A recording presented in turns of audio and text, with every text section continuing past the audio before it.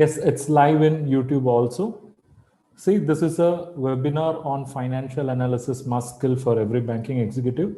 I have repeated this webinar n number of times in YouTube. So it's going to be word by word same. So whoever watching this in YouTube, if you have already attended this, please make a royal skip. Or if you want to strengthen your fundamentals once again, you are welcome to attend. Thank you.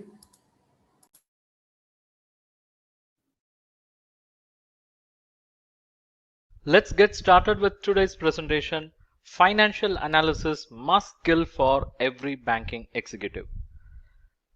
As a bank executive, why you have to understand financial analysis? Remember one thing, what is the core business of banking? The core business is lending, and how bank takes that decision? They take that lending decision by carrying out something known as credit analysis, and in that financial analysis plays a very significant role. So if you want to rise up in your organizational hierarchy in bank, you should know what is the core business of banking, and you should be in a position to take that decision as well. So for that, you have to understand the elements, the factors related to that, and in that financial analysis is very important. Financial analysis of whom? Financial analysis of borrowers. Because when they come to the bank approach for a loan, the bank should be in a position to evaluate the customer, then take a decision, and they can do that partly by carrying out financial analysis. And when I say financial analysis, it is analyzing their financial statements, the audited or the past financials, and also their estimated projected financials. And for carrying out that analysis, we are going to use three critical tools. One is financial ratio analysis, two is cash flow analysis, and three is fund flow analysis. Let's get started with financial ratio analysis. I'm going to take you through an example. Let's say there is company A and company B. Company A has reported a profit of 10 crore and company B has reported a profit of 5 crore. If I ask you which company had performed well at this point, what will be your answer? It's a kind of a basic elementary question. I'm asking you which company has performed well. I supplied you profit information of two companies. Okay. Now, for some of you, this question might sound like very basic, very elementary, but still we'll take that baby step because that will help us to get into this financial analysis. Okay. So what I'll do, I'll just launch a poll. Please have a look at the screen. You have to participate. Okay, you have to say which company is performing better. Is it company A or company B? All of you, please participate in this poll. Let's see what is the outcome. It's going to be like 30 seconds poll. I request all of you to participate. This learning process is something you will not forget for a lifetime. One day you will remember like, okay, yeah, we did something like this. Yes. Okay, so that's the foundation. And here I'm basically teaching you the alphabets, okay, like ABCDs. Yeah, the question is which company is performing better? Company A reported a profit of 10 crore, company B reported a profit of 5 crore. So which company is performing better? Okay, I said 30 seconds poll, 45 seconds now. I'm ending the poll. I'll share the results. Have a look at the screen. Have a look at the screen. How many of you favored A? What is the percentage you are seeing on screen? Can you type? What is the percentage in favor of A? Can you please type? Because I want to ensure that all of you are having the same screen. Yeah, it's 91 plus. It's 91% of the participants favored A by looking at the raw data which I supplied. That's basically the profits alone of two companies. Okay, just by looking at profit, you took a decision and 91% of you favored company A. Okay, now let's see.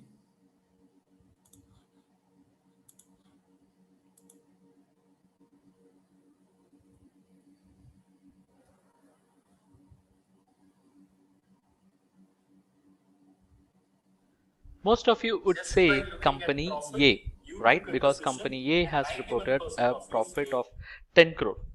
But if I supply you one piece of information, that is the sales achieved by this company, company A has achieved a sales of 100 crore and company B has achieved a sales of 25 crore, and if I ask you once again, which company has performed well now, what will be your answer?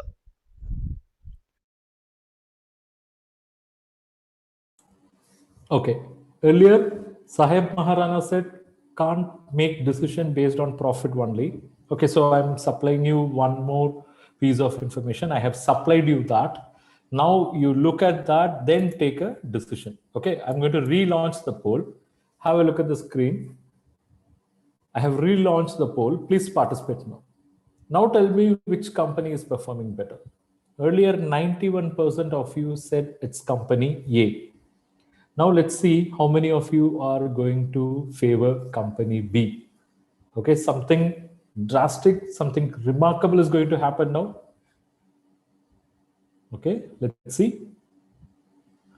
It's 30 seconds poll and we are done. Okay, have a look at the screen. Earlier, 91% favored A. But what is the percentage you are seeing in favor of B? Can you type? It's 93, whopping 93. Earlier, 91% favored A, but now 93% favored B. This is the power of analysis. You started doing financial analysis.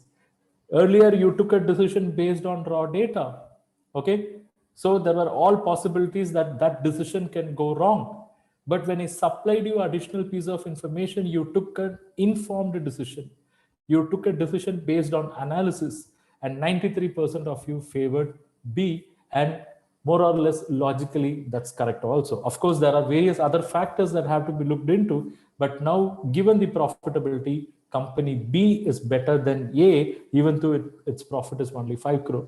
So what you have looked into is the core strength. Okay, so you started doing financial analysis. Welcome to this world of financial analysis. And if you find this introduction concept cool or super cool, just type. It's not rocket science. I have not taught you anything, but I just made you to make that baby step in financial analysis. And if you find this cool, just type cool, or if you find this super cool, type super cool.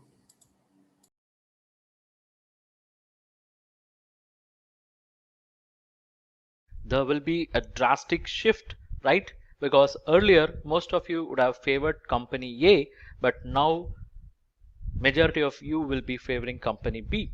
What happened?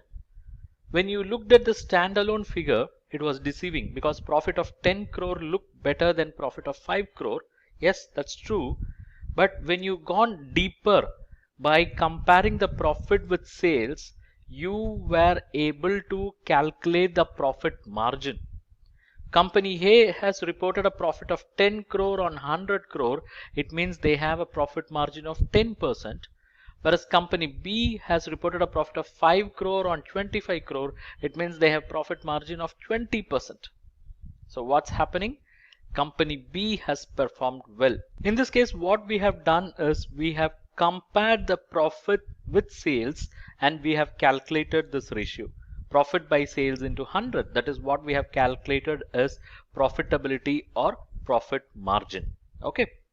So ratios are basically a relationship between two numbers which are created in a logical way. Yes, we related sales and profits, and it's a relationship between two numbers, and there was a logic in relating the sales and profit because we can measure profitability. We related current assets and current liability to numbers, and the logic is it helps us to understand the liquidity. Okay, so ratios are relationship between two numbers which are created in a logical way, and it will help us to understand the past, present and future performance, and it will also help us to understand the strengths and weaknesses of businesses. Yes, by looking at the ratio we were able to understand that in which year whether they were stronger in the past or in the present. Current ratio example. And by looking at the profitability ratio we were able to understand like which company is performing well. So we have understood the strength and weakness. So like that we can give many variations. Okay, so that's about ratios, and we are going to understand the ratios by looking at its classifications. Ratios are broadly classified into four categories. They are liquidity ratios, capital structure or leverage ratios, activity ratios and profitability ratios. First, let's get started with liquidity ratios. Already I explained what is liquidity. Liquidity is basically ability of the business to meet its short-term expenses, short-term obligations without difficulty. At this point, I just want to bring the balance sheet here. So those who don't know what is balance sheet is a simple statement which will show from where and all money had come for business and where and all that money had been used. Okay, so for business, money can come from owners, we call it as equity. Money can come from outsiders, we call it as liabilities. When money comes from outsiders, it can come with an obligation to pay within 1 year or pay after 1 year. If it comes with an obligation to pay within 1 year, we call them as short-term liabilities because we have to pay within 1 year.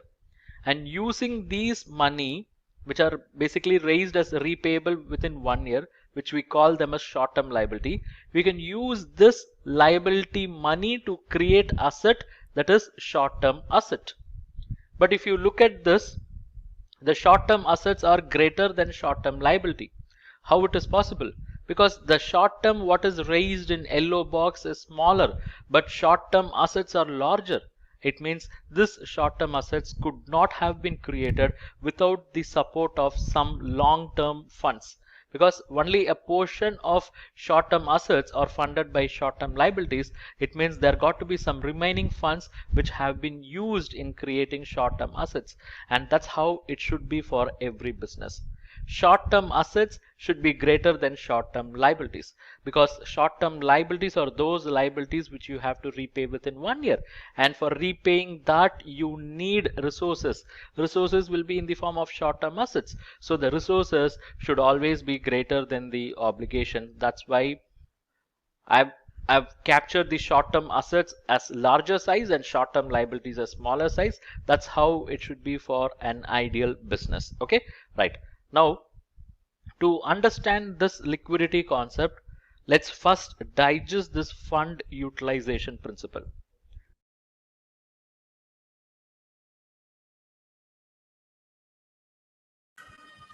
Yes, this is going to be the key principle for you, key takeaway for you from this webinar. Do not miss even a single point and have laser sharp focus. Okay. If you don't have notepad and pen, please go and grab it. It's going to be the key one, and you will agree with me once I complete this part.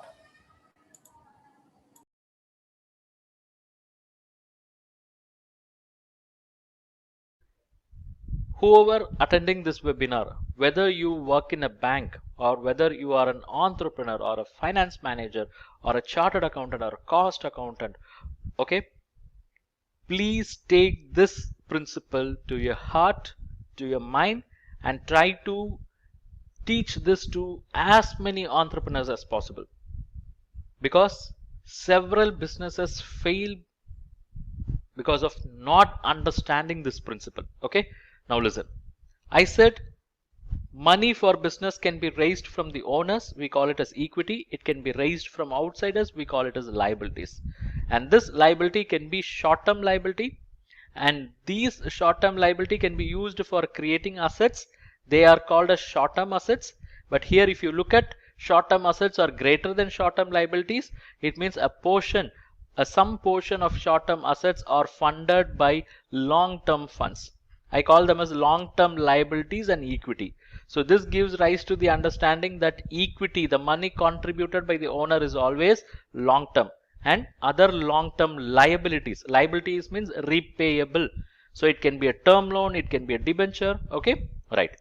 So if you look at the composition here, short-term assets are created using an entire portion of short-term liabilities and some portion of long-term funds, I call it. So you still have some more long-term funds which can be used for creating long-term assets. Now comes the fund utilization principle. If you are raising short-term funds, you can use it for creating short-term assets. It is good. If you are raising long-term funds, you can use it for creating long-term assets. That is also good. If you are raising long-term funds, you can use a portion of long-term funds for creating short-term assets. That is considered as ideal. But one thing that should never ever happen in any business is never ever use short-term funds for creating long-term assets. Never ever use short-term funds for creating long-term assets. Why do I say that? Short-term funds are raised with a promise that you will repay within 1 year. And if you want to repay within 1 year, you should have invested that money in short-term assets, because only those assets can be converted into cash within a period of 1 year, so that you can use that cash to pay back the short-term liability. On the other side, if you use the short-term liability on creating long-term assets, by very name, by very nature, they are long-term assets. It means those are all the assets which cannot be converted into cash within a period of 1 year. So you borrowed with a promise you will repay within 1 year. So when the due date approach, if you look back, you will not have short-term assets. What you will have is only long-term assets. Long-term assets, by very nature, by very definition, they cannot be converted into cash within a period of 1 year. Then you will carry sorry figure, or you will carry sorry face with your lender. Imagine that short-term liability, that short-term fund was given by a banker in the form of a cash credit or overdraft. And when they demand the repayment, and if you don't have a matching short-term assets because you have already used that money in long-term assets, what's your position? You will not be able to sell that long-term asset. But this lender, the banker who gave you that cash credit, who gave you that overdraft, will hardly wait for 90 days. 90th day they will classify the account as non-performing asset, and they will go for legal recovery measures, and that becomes the beginning of end of a business. Okay, so understand, diverting the short-term funds for long-term purpose is suicidal. Most of the business, they do not realize this. They think all money are same, but short-term money have very high pressure because they have to be settled in the short-term period. But long-term money, they are cool because you have to settle them over a period of time only. Just imagine, you take a home loan, you have to pay over a period of 20 years. Your obligation will also be manageable. But for that entire home loan amount, if you go and take an overdraft, imagine the kind of pressure. Will you be able to settle that entire home loan amount within a period of 1 year? It will not happen, right? So if at all you raise an overdraft equivalent to home loan amount, and if you put that in constructing a house, it means you are not constructing a house, you are constructing something else which I don't want to mention, because it's going to put you in trouble. It will give you sleepless nights. Okay, so never ever do this. Let me give some numbers so that we can understand it better. I've raised short-term funds of 100 million, and I've used that funds to create short-term assets of 70 million only. So here comes the problem.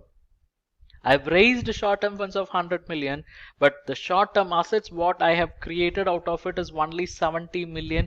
So the question is, what happened to that remaining 30 million? And the answer is very obvious. It is not in short-term assets. They are in long-term assets. They are in long-term assets. So what I've done here, I've diverted the short-term funds of 30 million for long-term assets. And I've also raised some long-term funds of 70 million, which I've used for creating long-term assets of 70 million. So my total both sides are 170 million. But here what happened is, I've raised 100 million, of which I have spent only 70 million for short-term purpose. Then I did that blunder, unpardonable mistake of diverting the short-term funds for long-term purpose, 30 million. This is going to put this business in serious trouble, because the lender, whoever have given that 30 million, they will come and ask for the payment within period of 1 year. And for paying them, I don't have short-term assets, because the existing short-term assets is only 70 million. For that there is a corresponding obligation of 70 million. Whereas for the remaining obligation of 30 million, I don't have short-term assets. What I have is only long-term assets. Long-term assets I cannot sell just like that. It will take its own time. And those lenders will not wait till I settle my long-term assets, or till I sell my long-term assets. Okay, that's where the problem starts, because bankers are permitted to wait only for 90 days. Then they have to go for legal enforcement. If it is a supplier's money, probably he'll give you 2 or 3 calls, then he'll go for legal enforcement. That's where the problem starts. Okay. So here there is a diversion of 30 million, and this 70 million they have used for a long-term purpose only. That's okay, but the blunder, the mistake, the sin what was committed here is diversion of 30 million short-term funds for long-term purpose. Okay. So this is the principle, the fund utilization principle. At the end of the principle, sorry, my kid is alongside. I could not do anything. It's their time. So I hope you all will excuse. Yeah. The point is, this fund utilization principle is such a powerful principle. It has so much power to make a large scale devastation. Probably, if you have noticed, I've used the words like sin, blunder, unpardonable mistake. These are all not the words used for exaggeration, but it can have such a huge impact on the business. In my decade plus banking experience, I've seen businesses suffer, businesses get into trouble, not because of technology, marketing, product, quality, HR, legal things. No. 95% of the businesses get into trouble, they become sick unit, they become non-performing asset only because of this single reason, that is diversion of short-term funds for long-term purpose. Okay, so that's the power of this principle. And if you find this principle useful, what you have listened now, if you find this principle useful, type useful, or if you find it super useful, type super useful. There is a study by RBI. They studied NPA units, sick units. They have identified the reason for sickness. Only 5% of the business units suffered or they become sick unit or NPA because of reasons like HR, product, quality, research and development and all. But remaining 95% of the businesses, they suffered or they got into that stage because of this mistake, diversion of short-term funds for long-term purpose. The problem is it was not taught to them. Okay, our educational system, I'm not blaming the educational system, but when something is so critical, that should have been given that due weightage. Look, I have used so many powerful words so that it goes into your head directly, okay? Because it deserves such an amount of importance, okay? So if you find this useful, if you find this super useful, you are going to take an oath now.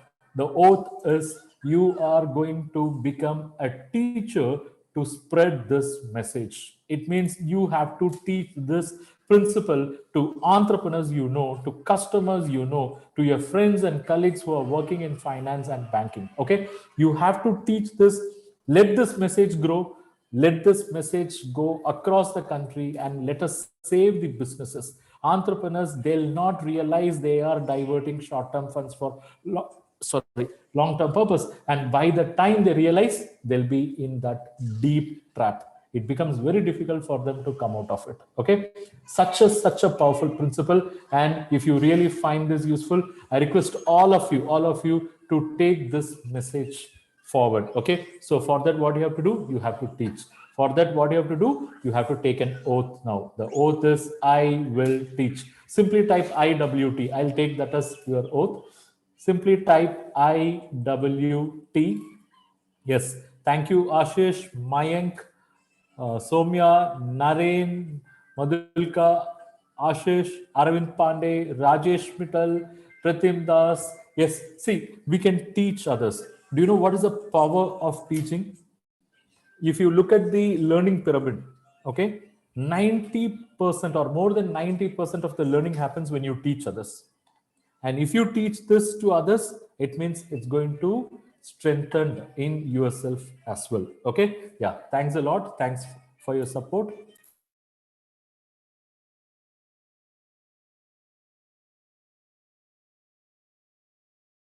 With this understanding, let's get into liquidity ratios. Liquidity ratios are broadly classified into 4 ratios, and in this webinar we are going to focus on the first one that's very important, that is current ratio. So current ratio scenario should look like this, because we know how to calculate current ratio, which is current asset by current liability. Okay, but current ratio scenario should be like this, that is current assets should be greater than current liabilities, and we calculate the current ratio like this, current asset by current liability. If current assets are greater than current liability, it means the resources are greater than obligations. Okay, let me take you through 3 scenarios. Look at the scenario 1 where the current liabilities are given. Okay, so this is total current liability, which is 300, and the resources that are available to settle that obligation is available. Okay, so the obligation is 300, resources are 600. So I think here the liquidity position is really comfortable. If I plot this in a form of a graph, the red bar indicates the resources, blue bar is the obligation, and here you can see there is a comfort zone. We call that as positive net working capital. How I have calculated? I've compared the current assets with current liabilities. So there are excess current assets. Excess current assets means that portion of current asset is not created by current liability, but they are rather funded by long-term funds. The portion of long-term funds used for creating current asset, we technically call it as net working capital. So if a business is having positive net working capital, it is a good sign, because to that extent that business will not have liquidity pressure. Okay, here they have 600 million as current assets and 300 million is the current liability. So they have pressure only for 300 million. For the remaining 300 million, they don't have pressure because it can be settled over a period of long time. Okay, that's what we understand when current ratio is like this, like 2:1. Let me give you another scenario. Here the current liabilities is same and current assets, there is a difference. Okay, look what's happening. Current liabilities are 300 and current assets were also 300. So you have an obligation of 300 million. For that you have resources of 300 million. It looks like a perfect scenario, but that's not the case. Okay, because let's say the bank CC has become due. This 100 had become due, and you can settle that using your cash and bank balances. Then when this 200 becomes due, what are the assets you have? Only the stock and receivables. Let's say the receivables are getting converted into cash. That's good. So out of 200 you settle 100, but still you have another 100 pending. So what will you do? How will you manage? Because you cannot settle your suppliers with the stock. You purchase stock from them. You cannot pay them in stock. You have to pay them in cash, and you cannot tell them please come and take back my stock. If you say so, then that becomes end of the credit business for you. You will not get credit from any suppliers in future, because that supplier will take care of the task of negative marketing for you. Okay, so that's why I said this scenario, even though it looks like an ideal scenario, it is not ideal. It's not an ideal scenario, because some of the current assets will not come for rescue when you want them very desperately. Okay, let me take you through scenario 3. And here the current liabilities are same, whereas current assets are comparatively lesser. Look at your current liabilities, it is 300. Look at your current assets, it is 200. So here you can see the problem. You have to settle 300 million within a period of 1 year, and for settling that you have resources of only 200 million with you. You have to settle 300 million, but you have only 200 million. So how will you manage that 100 million? That's the question. Okay, that indicates this business is going to land in trouble, number one. Number two, this will also communicate their financial discipline. They've raised 300 million short-term funds. They should have created short-term assets of 300 million, but what they have created is only 200 million. So the question is, what happened to that remaining 100 million? It's very obvious they have diverted it for long-term purpose, and they have committed that sin or blunder of diverting the short-term funds for long-term purpose, which will put that business into serious trouble. Okay, so if I put that in a form of a graph, look, the blue bar is the obligation and red bar are the resources, and clearly you can see there is a shortage, and to that extent this business is in a danger zone, because here the resources are lesser than the obligations. So when your current assets are lesser than the current liability, that is current asset minus current liability, obviously your net working capital will be negative. You will have negative net working capital. Okay, so let's capture all the 3 scenarios here. Scenario 1, current asset 600, current liability 300, so the net working capital was 600 minus 300, 300. Net working capital means the long-term funds which were used for creating current assets. So here if you see 300 long-term funds and 300 short-term funds put together, current assets of 600 was created. And if I look at the current ratio, it is 300 by 600, it is 2:1. In scenario 2, there is no long-term fund contribution at all and the ratio is 1:1. And in scenario 3, 200 is the current asset, 300 is the current liability. It means there is a negative net working capital. Negative net working capital indicates a diversion of short-term funds for long-term purpose. So whenever you come across a negative net working capital, it means there is a diversion of short-term funds for long-term purpose. And whenever there is a diversion of short-term funds for long-term purpose, the current ratio will also be below 1. Here 200 current asset divided by current liability 300. 200 by 300, you are going to get the current ratio as 0.67:1. It means for every 1 rupee obligation, they have resources of only 67 paise, which clearly shows there is a shortage. Okay, and this also means that there is a diversion of fund. At this point, I want to ask you a question. Since some of you or most of you are working in bank, what is the minimum current ratio insisted by your bank? What is the minimum current ratio insisted by your bank? Yeah, please type what is the minimum current ratio insisted by your bank. Let's see how it varies. Naren is saying it is 1.33. Rajesh is saying 1.5. Mayank Kumar 1.33. Pratim Das also saying 1.33. Shivangi Jain it is 2. Chandu Chinna it is 1.3. Ashish is saying 2. Madhurika is saying 1.33. See here itself we can see different set of ratios. So it could vary based on whether the borrower is into manufacturing, is into trade, is into services, and what industry. Okay, and it could also vary based on the risk appetite of the bank.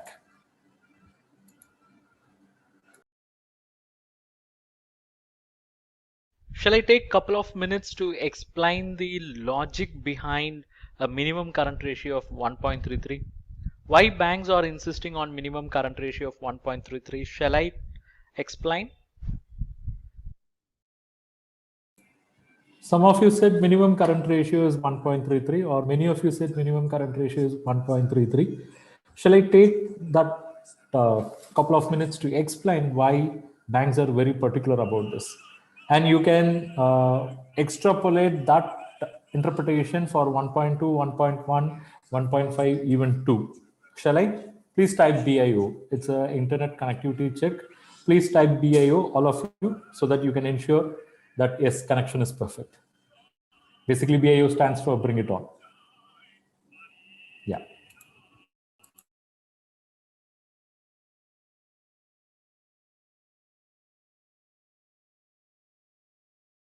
Okay. Let's say I have current assets of 100 million and current liabilities of 75 million.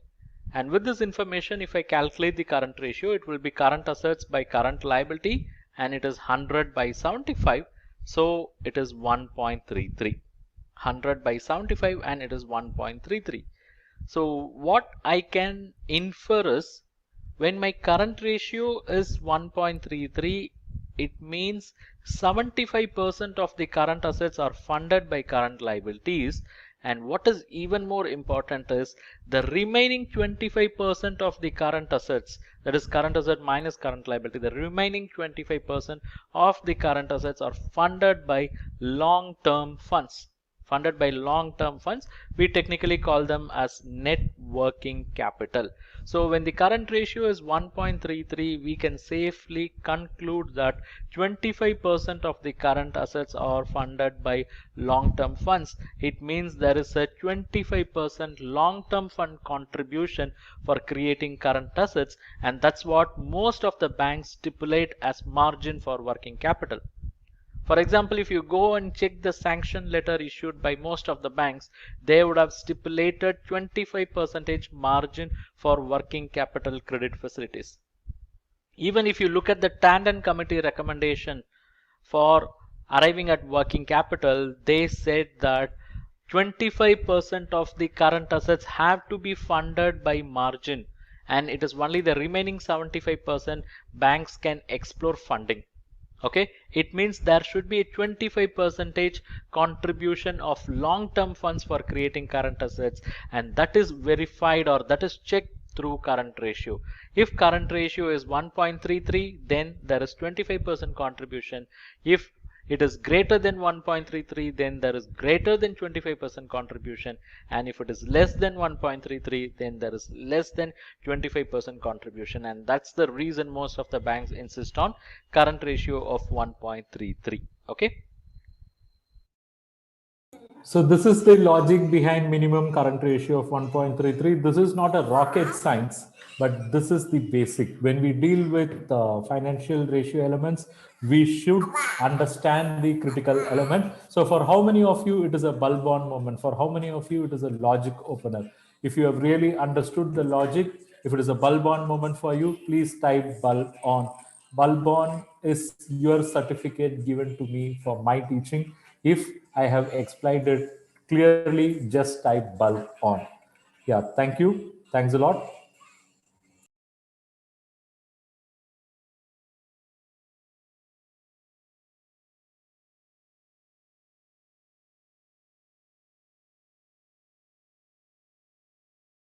Now let's move on to capital structure ratios. Under that, there are three ratios, but here we are going to discuss about what is important from bankers' point of view, that is debt to equity ratio.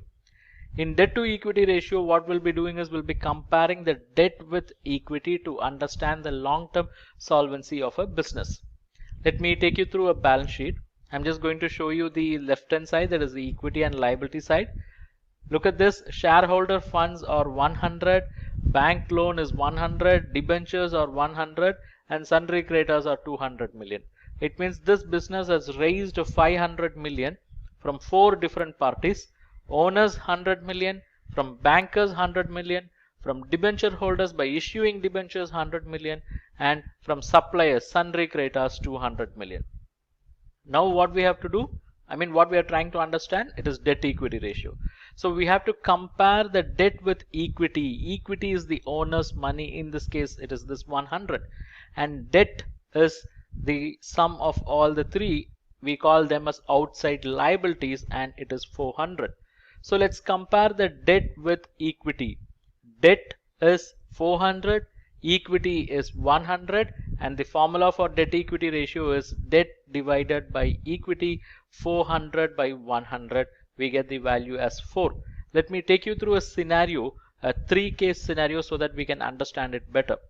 The first scenario what we are discussing now is total outside liabilities of 400, equity, the money contributed by the owners, as well as the profits that are attributable to them put together, we call it as equity, 100. So if I calculate the debt equity, that is total outside liabilities divided by equity, 400 by 100, I get the value as 1, and we express it as 4:1. It means for every 1 rupee contributed by the owner, this business has borrowed 4 rupees. For every 1 rupee contributed by the owner, this business has borrowed 4 rupees. So what we can understand, if this business is raising 5 rupees, 4 out of 5 rupees is by outsiders and 1 out of 5 is contributed by the owners. That's what you see here. Outsider share are 4 out of 5, that is 80%, and owner share are 1 out of 5, that is 20%. So what's happening here? In this business, owner's stake is very less, whereas outsiders have contributed more, and I see this as highly risky proposition. Because this 80% of the funds which had come into the business would not have come free. They would have come with a cost, and these costs have to be met, let whatever be the situations surrounding the business or affecting the business, because they are all fixed cost. Look at this, in this case 400 million they have raised as debt, and they have to pay interest, they have to pay principal, let whatever be the market condition. Only in rare exceptional circumstances the regulators will step in and give direction to the banking system to not to demand for payment for some time, like what we have COVID. Reserve Bank came and said give them moratorium for 3 months, then give moratorium for another 3 months. Okay, but it will not happen every year. It happens only in rare situations.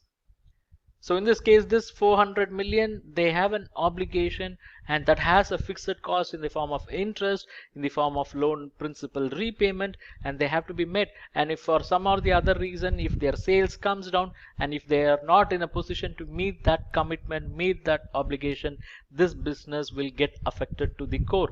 Because whoever have given money, they'll not wait for long. They go for legal recourses, and that could come as a big blow for the normal operations of this business.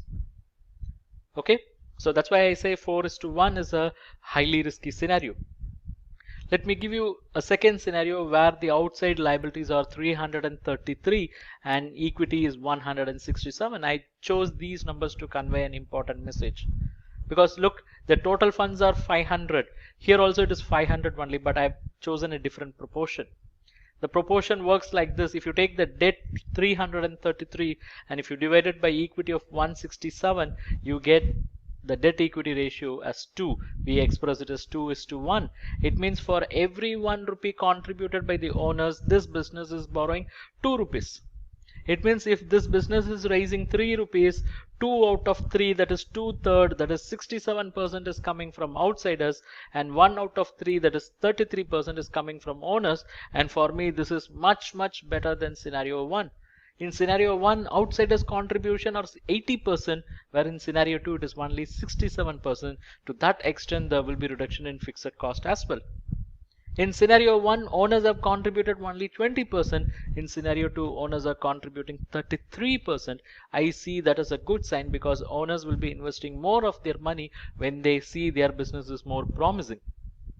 Let me take you through scenario 3, where total outside liabilities are 250 and equity is 250. Again, I have maintained the total as 500, but I've changed the proportion.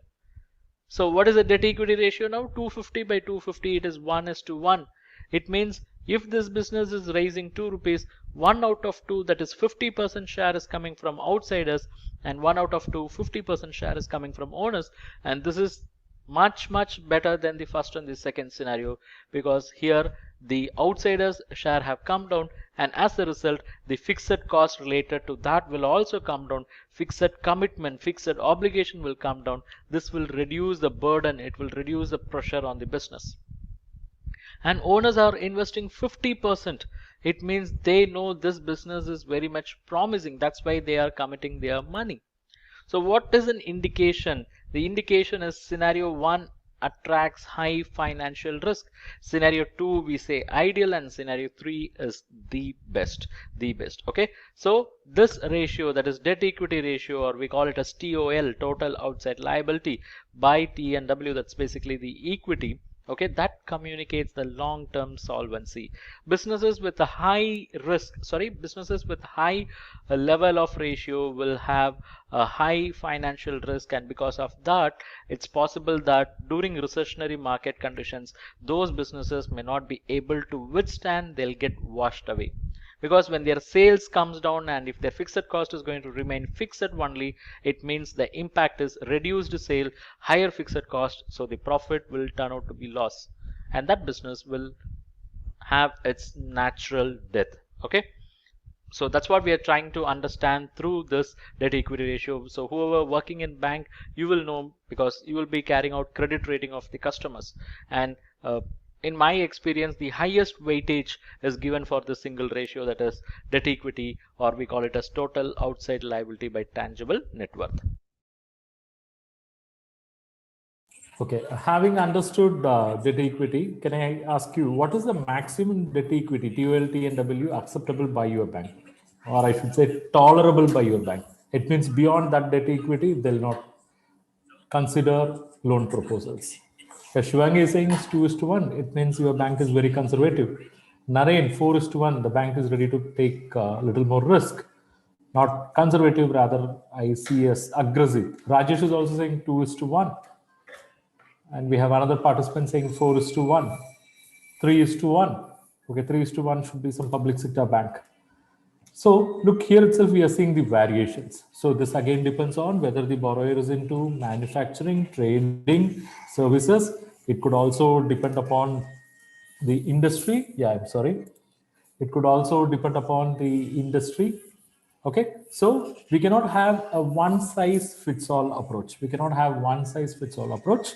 So that's why I asked you to type out. Okay, right, we'll continue.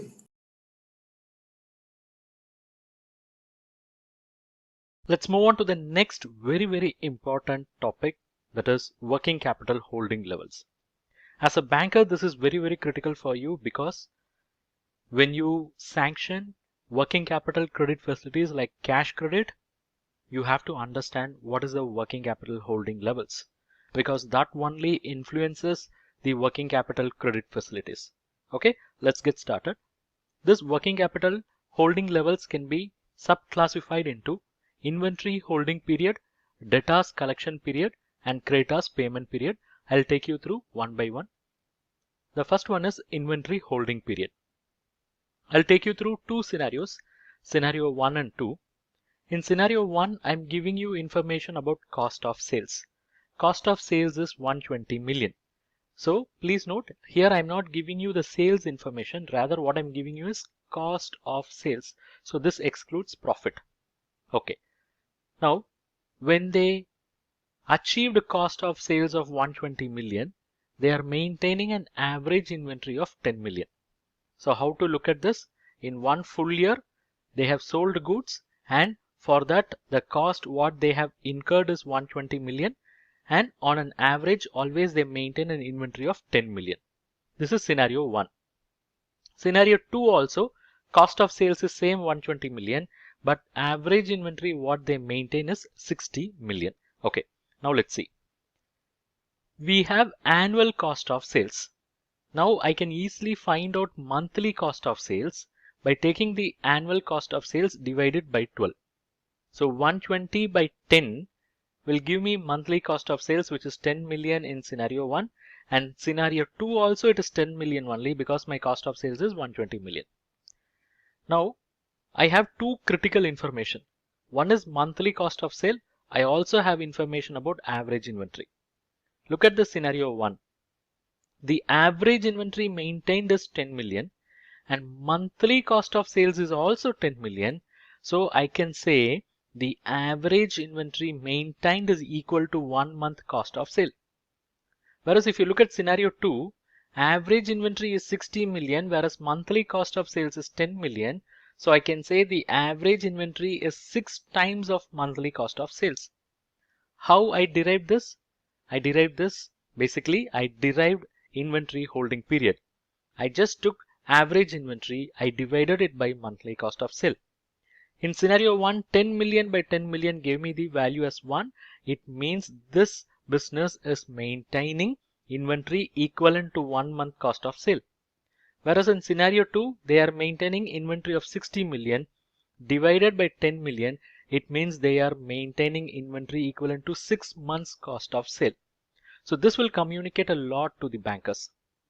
Because when a customer is maintaining inventory only for a period of 1 month, their profitability will be more, because they are not locking their money in inventory, because they keep less of inventory, but they were able to achieve sales. It means there is a kind of rotation happening, turnover is happening. Whereas if you look at scenario 2, they are maintaining inventory for 6 months. It means they are going to have several other costs, and because of that their profitability will be less. It means they have to spend on storage cost. There is a possibility that goods will get damaged. They have to spend on finance cost, because their money is locked for 6 months in godown. They have to find alternate money. They come to bank itself for a loan, and that comes with a finance cost which will have impact on the profitability. On the other side, instead of bank money, if they are putting their own money, there is an opportunity cost, because that money could have been invested elsewhere, which could have got them even a better return, because now it is just coming to fund what is locked in the godown. Okay, so these kind of impacts can be assessed by looking at the inventory holding period. So when the inventory holding period is less, that business will have more profitability, and when inventory holding period is more, when it is beyond the industry benchmarks, when it is beyond the past levels, that will have impact on the profitability. Okay, next we'll move on to debtors collection period. I'm going to take you through a similar scenario 1 and 2, and here what I'm giving you is annual credit sales. In scenario 1, annual credit sales is 120 million and average debtors is 10 million. In scenario 2, it is 120 million, but their average debtors is 40 million. Okay. Now we know annual credit sale, so let us find out monthly credit sale, which is nothing but annual credit sale divided by 12 months. 120 by 12, it is 10 and 10 in both scenarios. Now you just compare this average debtors with monthly credit sale. Monthly credit sales is 10 million and debtors is also 10 million. So we can say debtors is equal to 1 month sale. But in scenario 2, debtors is 40 million, whereas monthly credit sales is only 10 million. So we can say the debtors is 4 times of monthly credit sale. So we can express that as debtors collection period, which is nothing but the average debtors divided by monthly credit sale. In scenario 1, it is 10 by 10. It means this business is taking 1 month to collect money from its customers. Whereas in scenario 2, it is 40 divided by 10. It means this business is taking 4 months to collect money from its customers. So here we get the message. The message is in scenario 1, the collection is happening at a faster pace. Whereas in scenario 2, it's slower because they are taking 4 months to get their money back. And what will be the impact? This slow collection will have impact like liquidity strain because your money is locked with the customer. So you have to manage your show by borrowing from bank or elsewhere. So that comes with a finance cost and which will have impact on the profitability. And when you give it on credit, especially for a longer period, or when the customers are taking longer period to pay you, there is a possibility that they may end up not paying also. So bad debt losses. And when you bring in your own money to manage because of this funds getting locked here, there is an opportunity cost. Okay, so this is debtors collection period. In the same way, we can also interpret creditors payment period. Let me put all the numbers here because it's very similar to the debtors collection period what we have discussed. Okay, look at here.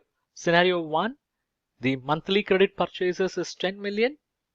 Average creditors is also 10 million. So we were able to conclude that they are taking 1 month to make payment to the creditors. Whereas in scenario 2, they are taking 4 months to make payment to the creditors. So what that means? It basically communicates the payment speed. In scenario 1, the payment is happening at a faster pace. It's good for the business. In scenario 2, the payment is happening at a slower pace. Here, the decision that payment is happening at a slower pace should be arrived only by comparing with the credit period what is offered by the creditors. If the creditor themselves are giving 4 months credit period, then that is not an issue. But if the creditors are giving only 1 month period and if this business is taking 4 months to settle the creditors, then that indicates various other things. Because slow payment could mean that this business is not having enough money to make payment to the creditors. It means they are having liquidity strain. And when the payment period is getting extended, there will be high finance costs because the suppliers will load penal charges. And when creditors are not paid on time, then the creditors can even go for a legal recovery action. So it could also indicate potential future problems. Okay, so these kind of inferences are possible by looking at the working capital holding periods, basically the inventory holding period, debtors collection period, and creditors payment period. Next, we'll move on to coverage ratio. In that, first I'm going to explain debt service coverage ratio. We call it as DSCR. This ratio is calculated to measure the repayment capacity of a borrower when he approaches a bank for a term loan. So how repayment capacity is measured? It is measured by finding out the cash profit available for debt service and comparing that with the repayment obligation for every year, which is interest plus principal. So here, how this cash profit available for debt service is computed. Let me show. What we do is we take profit after tax and dividend. With that, depreciation will be added back. Reason being, depreciation is a non-cash item. Not even a single penny cash goes out in the name of depreciation. Okay, since we want to find out cash profit, what we do, we add back depreciation, because while arriving at the profit after tax, this depreciation was subtracted as an expense, but no cash goes out, so we are adding back depreciation. Then we are also adding interest, not because it is a non-cash item, but because we want to know what is the cash profit available for paying interest and principal. If you want to know what is the cash profit available for paying interest and principal, you cannot take cash profit which is after paying interest. Okay, because we are starting with profit after tax and dividend, right? This profit after tax was arrived after subtracting all expenses which also include interest. So let us add back that so that it gets nullified. So by doing this, taking profit after tax and dividend, and by adding depreciation and interest, we arrive at cash profit, and this is the formula followed by most of the bankers. Let me take you through an example so that you can understand it better. Look at the statement. This particular business has made a sales of 1000. Their direct cost is 500. Their gross profit is 500. Operating expenses are 100. Depreciation is 100. Interest on loan is 100. So from sales, direct cost was deducted 500. They had a gross profit of 500, and we are deducting three expenses. So from gross profit, when we deduct all the three expenses, we get the profit before tax. So 500 minus 300, you have as 200. From that, let's deduct tax at 50%, which is 100. So you get profit after tax of 100. Now listen. For computing debt service coverage ratio, what we have to do? We have to take profit after tax. With that, we have to add back depreciation and interest on loan. In this case, there is no dividend, so we are starting with profit after tax. So 100 plus 100 plus 100, 300. This becomes the cash profit. This cash profit have to be compared with the repayment obligation, which is basically interest on loan of 100, what we have seen, plus interest on principal I am giving you, which is 100. So what is the total obligation? 200. What is the cash profit? 300. Now we can find out debt service coverage ratio. DSCR is equal to profit after tax and dividend plus interest on term loan plus depreciation divided by interest plus principal. In this case, it is 300 divided by 200, and you get as 1.5 times. You get the value as what? 1.5 times. And what does that communicate? For every 1 rupee loan obligation, which is interest plus principal, this business is having a cash profit of 1 rupee 50 paise. So it looks good, right? Because for paying 1 rupee, they are having a cash profit of 1 rupee 50 paise. It means from 1 rupee 50 paise, 1 rupee can be paid off. Still 50 paise is available with that business. They can use that 50 paise for supporting their working capital requirements. Okay, right. Now I want to ask you a question. What is the minimum DSCR insisted by most of the banks? If you're working in a bank or if you are exposed to this concept, please give your answer. What is the minimum DSCR insisted by most of the banks? Yeah, let's see what is the minimum DSCR. I could see like 1.75 by Mayank, 1.75 by Naren, Rajesh also 1.75. Aravind is saying is 2. Okay, yeah. No, 2 was the earlier one. Okay, what about others? What is the minimum DSCR insisted by your bank? Let's see.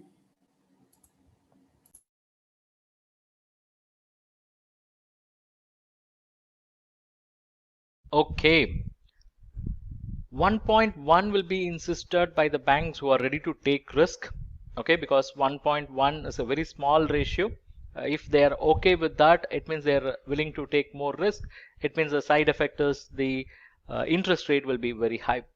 1.5 is accepted by most of the bankers, and 1.75 is insisted by public sector banks, okay, who are very conservative. They'll be insisting a DSCR of 1.75. Now let me take couple of minutes to explain the DSCR rationale, why some banks are insisting on 1.75 times, or say for that matter even 1.5 times. Why banks are insisting on DSCR of 1.5 or 1.75 and not just 1? Because if DSCR is 1 for paying loan obligation of 1, they are having resources of 1, why not banks stop with that? Why they are insisting on 1.5 or 1.75? Shall I explain? Yeah, please type BIO. It means bring it on. I'll explain, and for sure this will also be a logic opener like current ratio, but it has something even more than that, and For sure, you will appreciate it.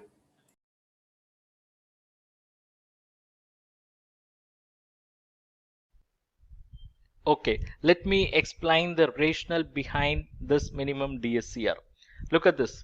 If DSCR is 1.75 is to 1, it means for every 1 rupee obligation, there is a cash profit of 1 rupee 75 paise. So from 1 rupee 75 paise, 1 rupee can be paid, and what is left with the business is this 75 paise.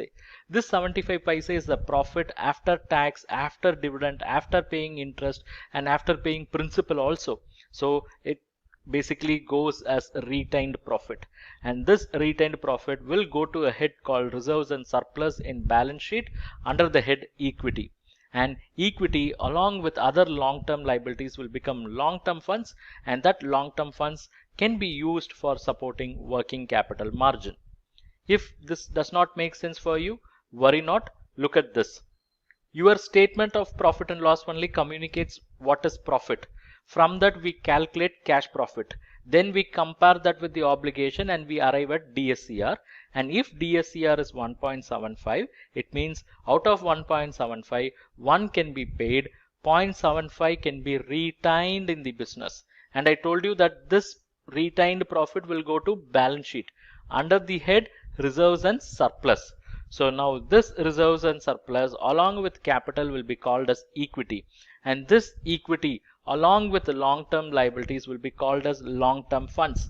These long-term funds can be considered or can be used for creating long-term assets. I repeat, these long-term liabilities can be used for creating long-term assets. But if you look at the proportion, look, you have so much of long-term funds, but only a portion of long-term funds has been used for creating long-term assets. It means there is some surplus. So what's going to happen here? This business is also raising some short-term funds. It is creating short-term assets. The short-term assets are more than the short-term funds. How it was made possible? Because short-term funds are very small, but short-term assets are much bigger than that. It was made possible because the remaining surplus of long-term funds, has been utilized for creating this short-term assets. Now try to link with our fund utilization principle. We said a portion of current asset should be funded by short-term funds and another portion should be funded by long-term funds. Because I said I marked it as ideal. Utilizing the long-term funds for creating short-term assets is ideal because that is going to relieve the business from liquidity pressure. So if a business is having a DSCR of 1.75, that 0.75 gets retained in the business. It gets retained. It becomes part of long-term funds. So that long-term funds, after being utilized for creating long-term assets, there will be some surplus. That surplus will in turn get utilized for short-term assets, and this is what we call as long-term funds used for creating short-term assets. Technically this is the net working capital. Okay, so it is not that mere profit along with capital, along with the long-term liability, they all become put together long-term funds, and they are actually supporting short-term asset creation. So this is the logic. I hope you would have understood.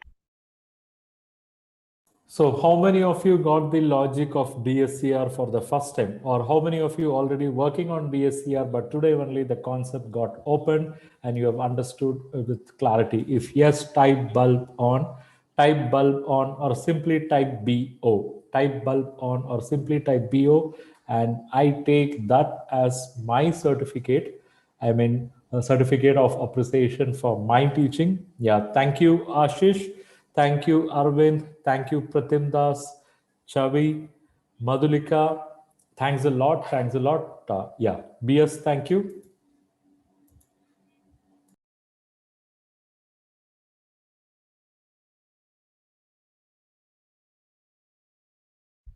Next, there are general profitability ratios. Within that, you have 5 set of ratios where basically you will be comparing the profits with sales, and there are also return on investment ratios. There are also return on investment ratios where the profits will be compared with investments, capital employed, owner's money, but I'm not getting into these because we have some more minutes where we have to touch on the cash flow and fund flow. So I'll take your approval and get started with cash flow analysis. Here I need your participation. Look at this. There is a company which has made or achieved a sales of 100 crore by incurring expenses of 60 crore and reporting profit of 40 crores. So now I have a question for you. The question is, what is the cash generated by this business? Sales is 100, expenses are 60, profit is 40. So what is the cash generated by this business? So this is another elementary or basic question like we had in the beginning of ratios. I have supplied you very limited piece of information. For some of you, information is inadequate. If you feel information is inadequate, you type inadequate information, or you simply type IA, that is inadequate information. Or if you can make out some numbers out of this, yes, I could see numbers coming like 40 crore, Ashish saying 40 crore, Mayank is saying 100 crore, Soumya Tarat saying it's inadequate information.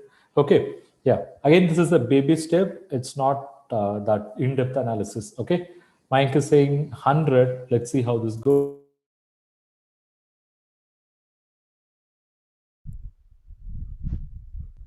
The cash generation can be equal to profit when they have realized their entire sales of 100 crore and met their or paid their entire expenses of 60 crore.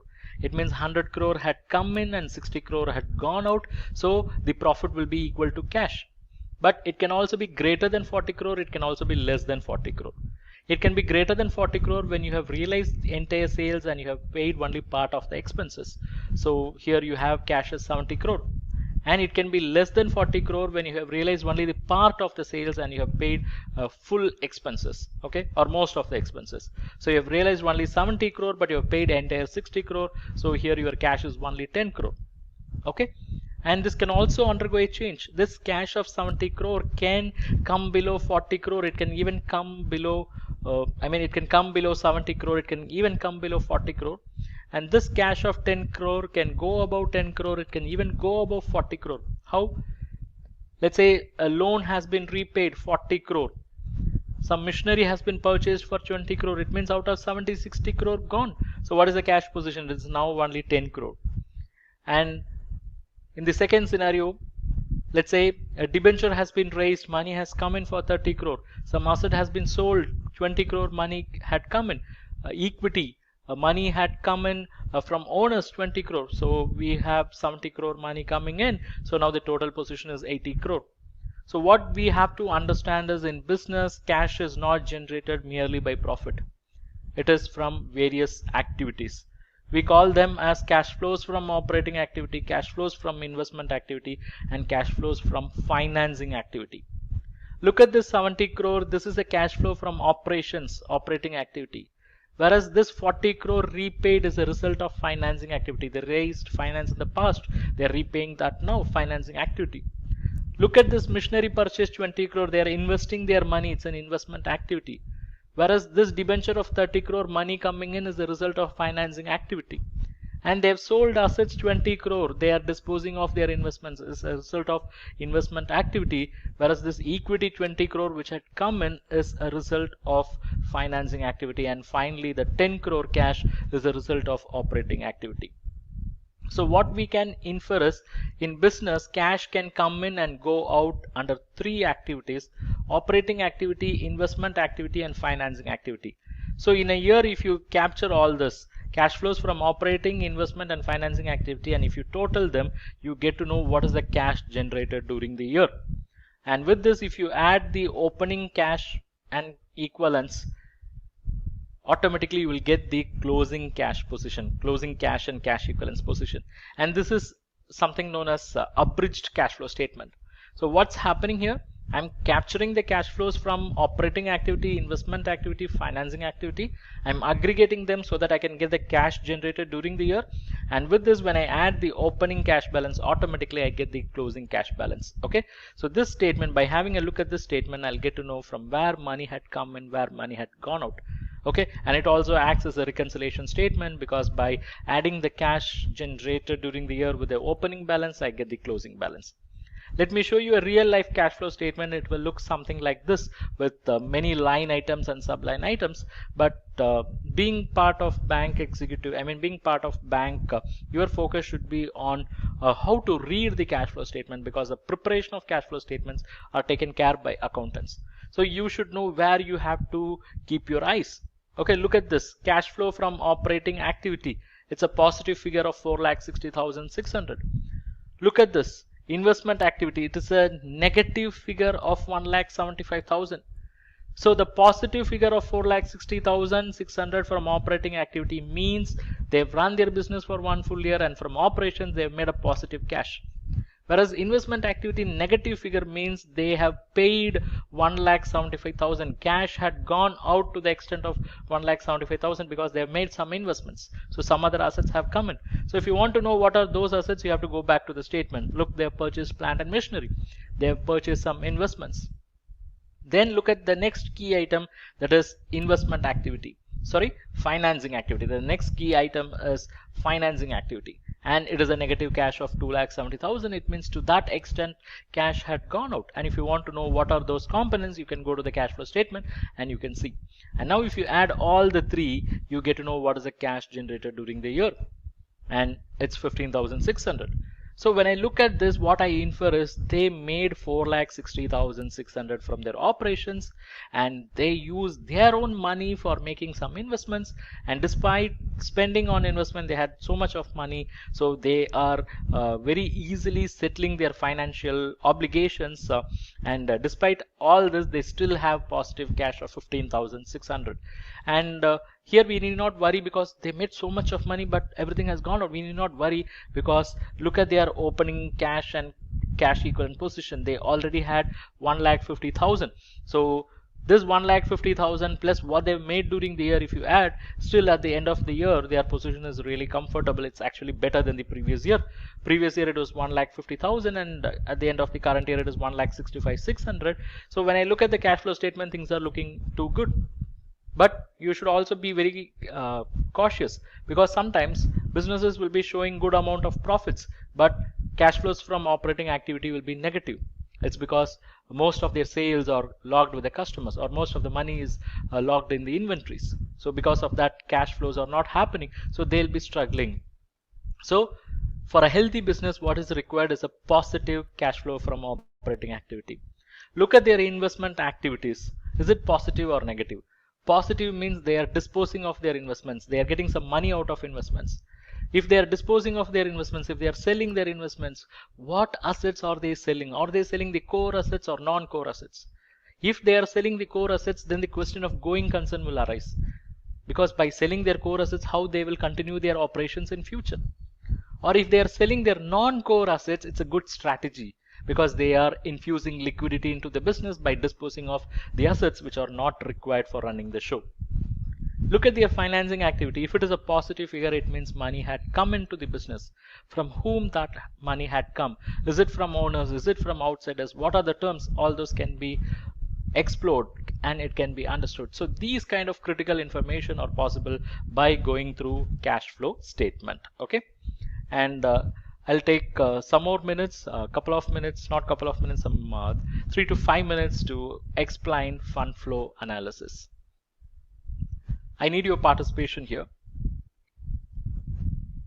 Look at this. There are 3 companies A, B, C, and you have information about their long-term sources and short-term sources, total sources. You have information about their long-term uses, short-term uses, and total uses. I want you to digest this information. Spend some time and then identify which company is in trouble here. Is it company A or company B or company C? Company A, they've raised long-term funds of 50. They've raised short-term funds of 50.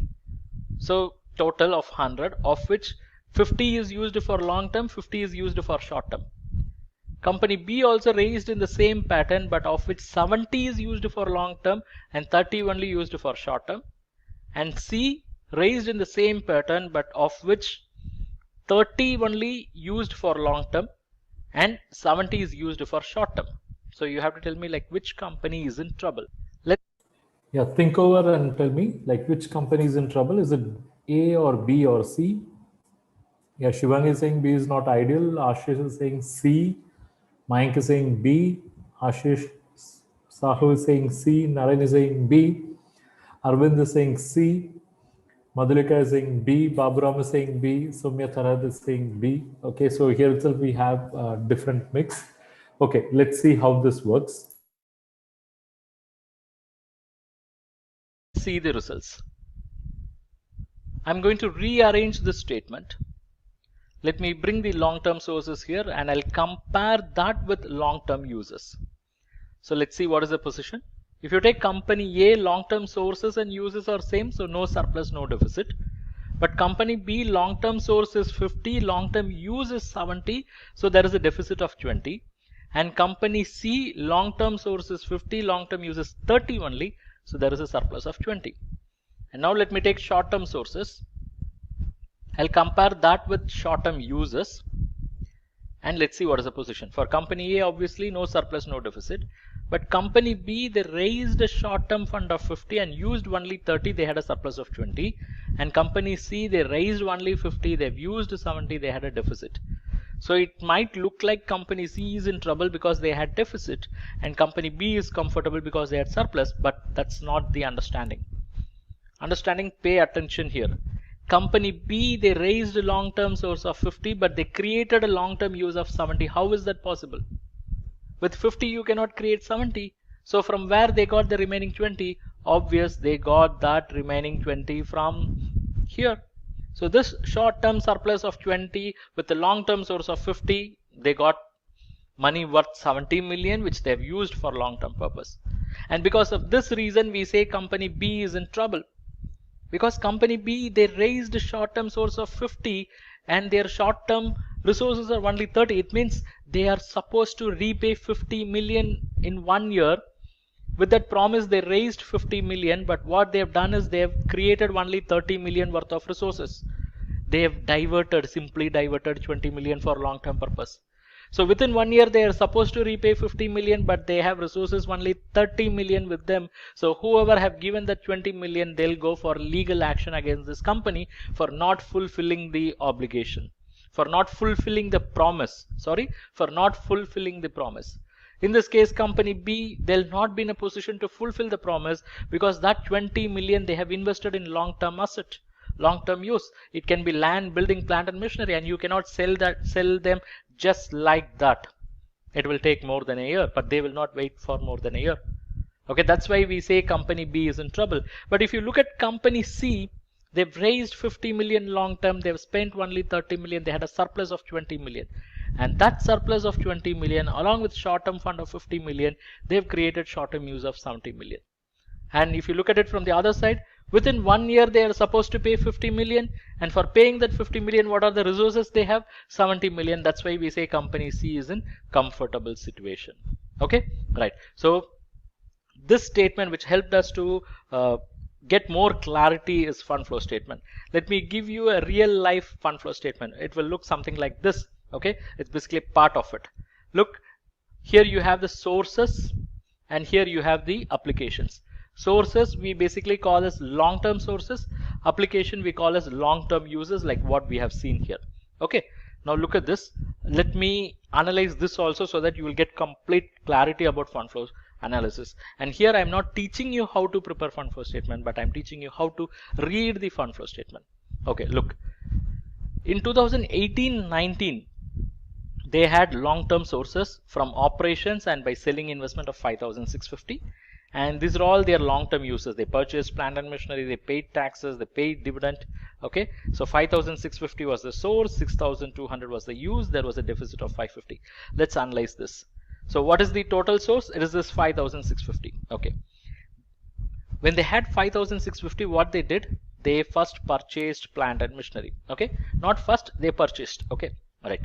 Since they had so much of fun, okay, 3,700 is okay, because even after paying all this, they'll have a surplus of 1,950.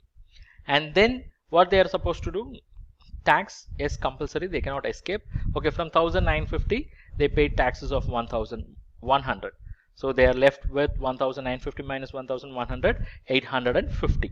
Okay. When they are left with 850, they did this mistake. When they are left with the long-term fund of 850 only, what they did, they went and paid dividend of 1400. What is the amount they have? 850. But what is the dividend they have paid? It is 1400. How? It's not acceptable, right? But they did that. How? They went and paid 1400. They faced a shortage of 550 and they have managed that shortage by using short-term funds. Okay, so here there is a deficit and this deficit was managed because they took some short-term funds. A simple example can be a cash credit or overdraft, because they wanted to pay 1400 to their owners, but they have only 850. So what they did, that 850 plus money available in cash credit or overdraft to the extent of 550 put together, they have paid dividend of 1400. So this shows their financial discipline. When they have only 850, why they are paying 1400? That's not right, right? I mean, this is not a wise approach. Or ideally what this business should have done, when they have purchased plant and machinery of 3700, here they should have raised some long-term funds. So some portion of this 3700 could have been funded by long-term funds, and that would have left good amount of surplus so that they could have paid this dividend easily. Or the other way is, when they have an investment to take place like this to the extent of 3700, why they are paying dividend? They could have used this money for funding that, right? They didn't do. They paid dividend when they don't have adequate funds. When they had only 850, they paid 1400. They simply diverted short-term funds for long-term purpose. So this is what happened in 2018-19. In 2018-19, or ideally they could have done one thing. When they are left with the long-term funds of 850, they should have restricted their dividend to 850. In that case, there will not be any diversion of short-term funds for long-term purpose. But even it should not be like that, no, because there should be some long-term surplus contributing for working capital of the business. Here, instead of contributing, they have stolen the money from cash credit for paying as dividend to the owners. Okay, see how powerful the statement is. It is revealing what was hidden. Let's see what happened in 2019-20. In 2019-20, their funds from operations have improved significantly. They've also raised money by issuing debentures. So it is 7,800. And from that, they are purchasing plant and machinery. Okay, they have a lot of money, let them. It means after purchasing plant and machinery, they have surplus of 5,025. And they want to pay taxes. Okay, good, let them pay. So from 5,025 taxes paid, what is left over now? 3,325. From that, they want to pay dividend. Okay, let them pay 2,250. It means the balance left over is 1,075. At this point, they should have put a break. But what they did, they went and purchased an investment of 1,500. When they are left with the funds of only 1,075, it means this is the grave mistake which they should not have committed. 1,075 is the surplus, 1,500 investment, not in their business. They have purchased investments, some shares or stocks of some other company. By using whose money? By using some short-term money. Look, they have only 1,075, but how they spent 1,500? The 1,075 plus 425 gave them 1,500. They've invested in someone else's business. This business is not learning from its mistakes. When they are left with 1,075, they should have stopped at that level. They should have ensured that this money is going for supporting the working capital requirements of the business, but they didn't do. Okay, so these kind of all hidden practices will get caught, will get revealed in fund flow statement.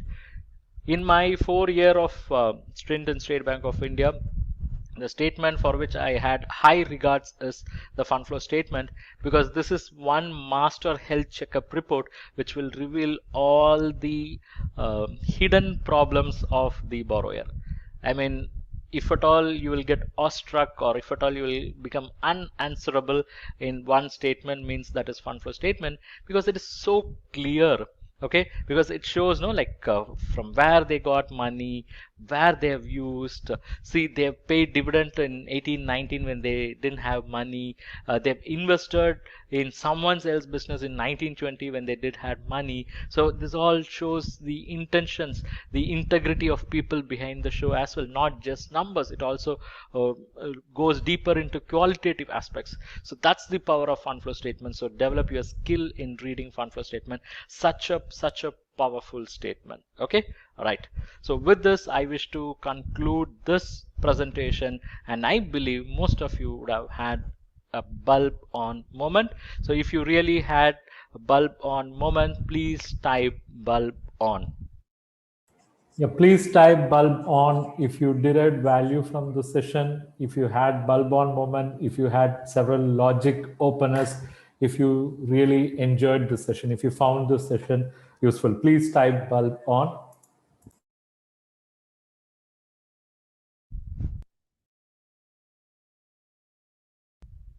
Thanks a lot. What you have seen now is only the tip of the iceberg. What you have seen now is only the tip of the iceberg. But the best part is you have understood whatever I have explained so far. Thank you very much. The reason why I say it's a tip of the iceberg is because in reality, when you do the credit appraisal, when you do the financial analysis, you have to read balance sheet line by line. You should focus or put your attention on every item in balance sheet.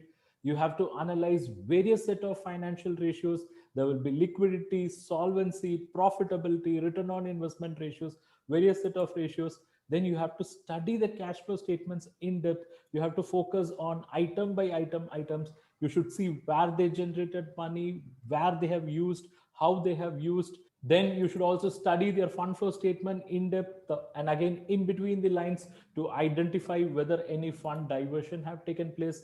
Then you should develop special skill for assessing the working capital requirement of the borrower.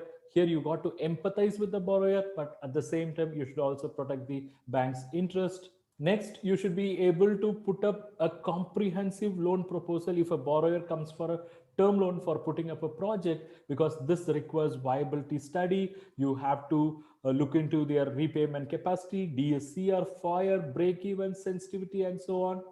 Next, you should also be able to work seamlessly on CMA report, the basic Excel document which captures the past financial data as well as the current estimate and projection. And from this only all kind of analysis will happen. Next, you should be able to arrive at credit risk rating for the borrower. You should be able to come across different types of business entities, business models profile, and you should also be able to understand the forex impact on import export transactions. So what all this means? All this means you got to learn more, right? So how many of you are really ready to learn more? Because once again, I reiterate, what I have showed you today is only tip of the iceberg.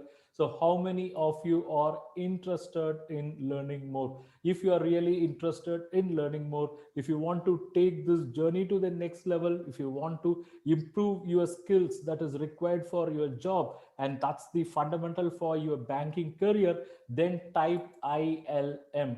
ILM stands for I am interested in learning more. ILM stands for I am interested in learning more. Whoever interested, please type ILM. Thank you very much. Can I have your permission to introduce the courses which I have published for bankers, which will solve all the problems we discussed? If you're permitting me, just type yes. Just type yes. I'll take that as your approval.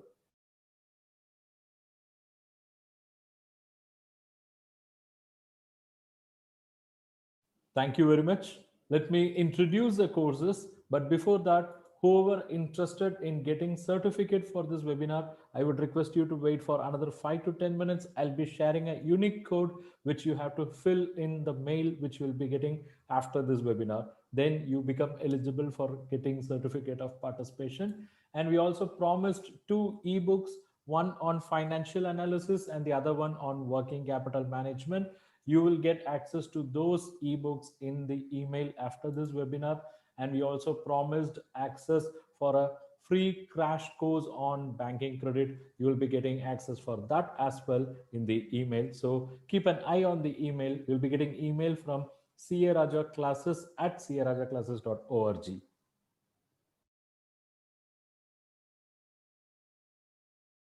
Financial and Credit Analysis Mastery Bundle.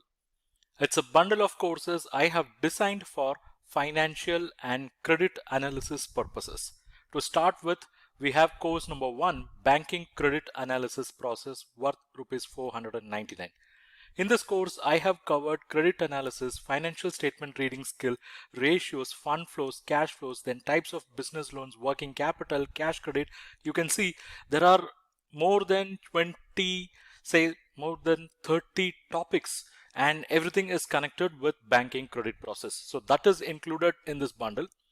Number 2, how to carry out financial analysis as a banker. In this, you will learn financial analysis through ratios, through fund flow analysis and cash flow analysis in depth from banker point of view. Number 3 is how to carry out term loan appraisal and assessment as a banker. As we know, term loan is a technical process. It requires a lot of technical analysis, and all those are covered through section 1 introduction. Section 2 covers TEV study. Section 3 talks about cost of project and means of finance. Section 4 deals with production factors. Section 5 technical analysis in term loan appraisal. Then comes course number 4, how to prepare CMA report for bank loan. In this course, through 8 sections, I have covered CMA preparation process in depth with case studies. Then comes course number 5, how to read balance sheet. In this course, I have picked up a real life balance sheet from stock exchange and have explained all these aspects. You can have a look at the screen. I'm not reading it out. Then comes course number 6, that is how to read CIBIL report. And in this course, I have explained all about CIBIL, how to read CIBIL report, covering 6 sections, namely CIBIL TransUnion score, personal information, contact information, employment information, account information, inquiry information. Then key terms related to reports were also explained through a separate section. So basically, it's a 6 courses bundle of each 499 rupees worth. So 499 into 6, the overall price is 2994. But you are special. You have attended this webinar. You have spent more than 60 minutes. It means I'm going to give you a bonus. Already 6 courses. Here comes course number 7, where you can learn banking credit analysis through case studies. Course number 8, where you can learn how to prepare cash budget for bank loans. And course number 9, which deals with credit policy, products, delivery, appraisal, risk and rating. So how many courses? Already 6.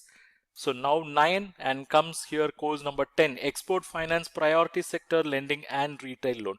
So 10 courses. It should be of value close to 4,990, but you are going to get it for same 2,994. It means all these 4 courses comes to you at free of cost. And you deserve even more bonus because you are sitting still this point. You have that desire to learn.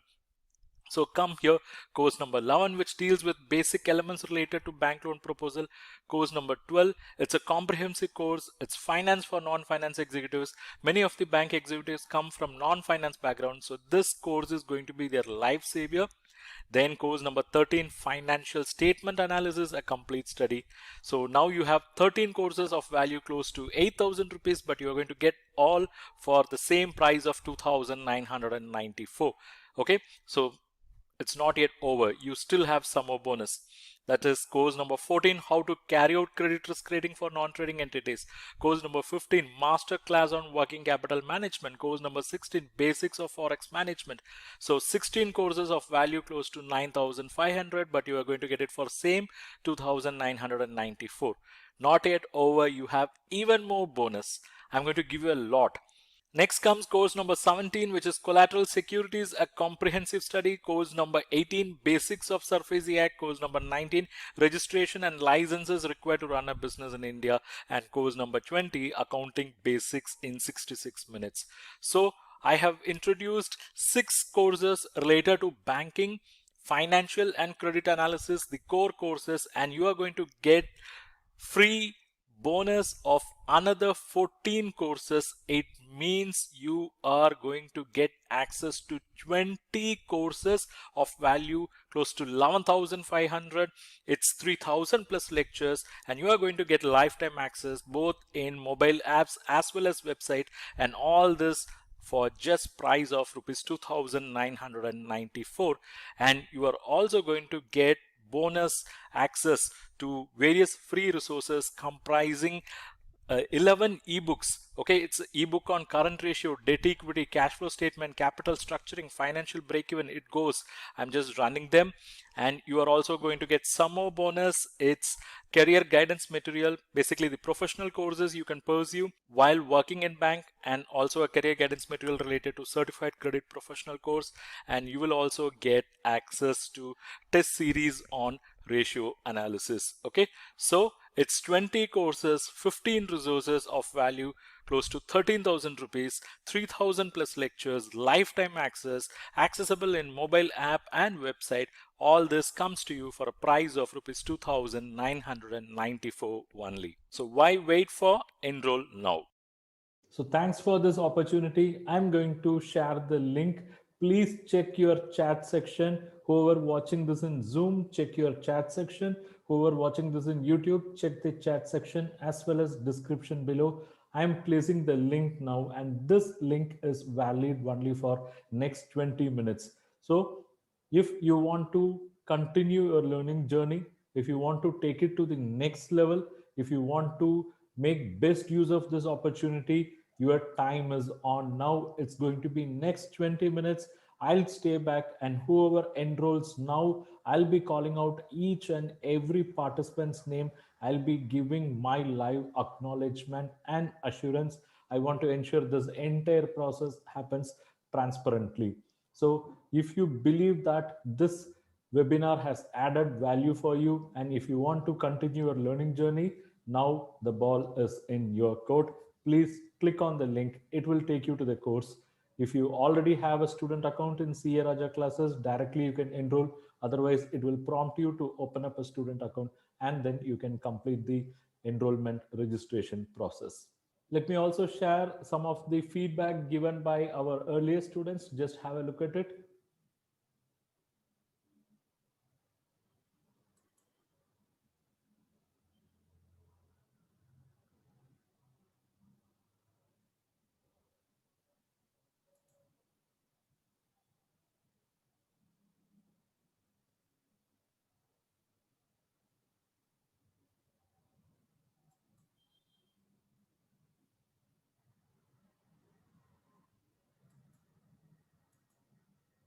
If you still wonder whether you should enroll in this package or not, just look back your past 60 plus minutes you have spent.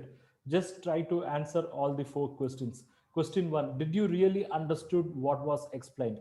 If answer is yes, whether you are able to relate with the things that were explained in this webinar. If answer is yes, if you derived value in the 60 plus minutes, and if answer is yes, and if you had that aha moment or bulb on moment that you have learned something really meaningful, useful, then I would suggest go and enroll confidently, because you will get that throughout this package, throughout the courses.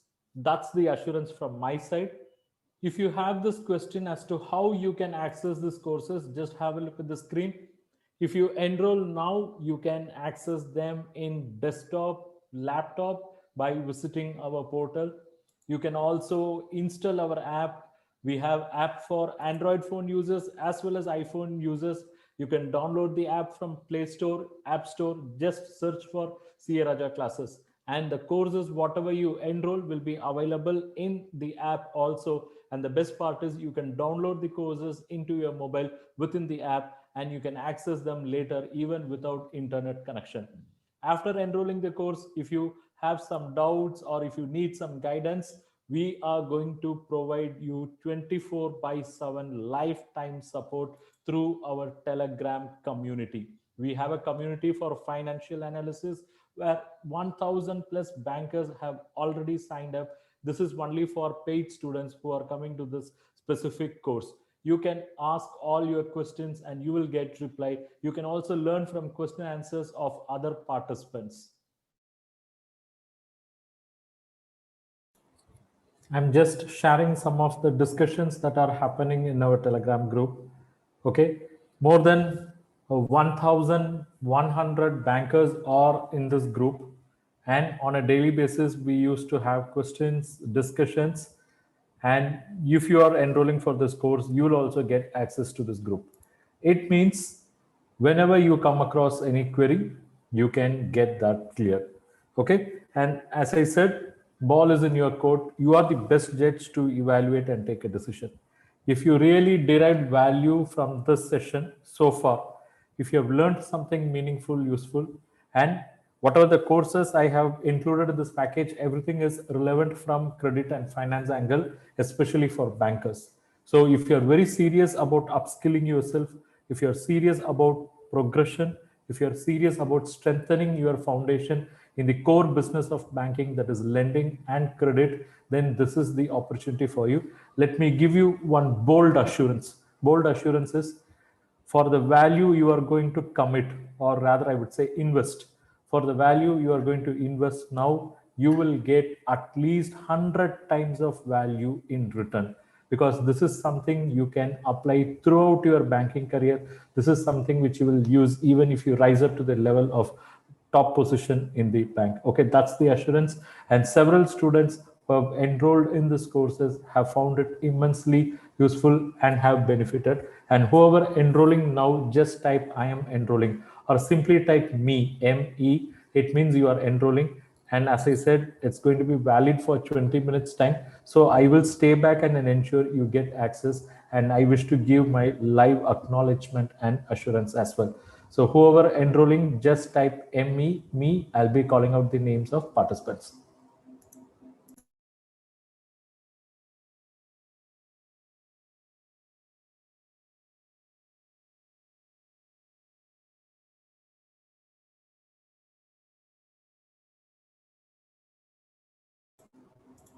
I could see Amit Podar have initiated the registration process.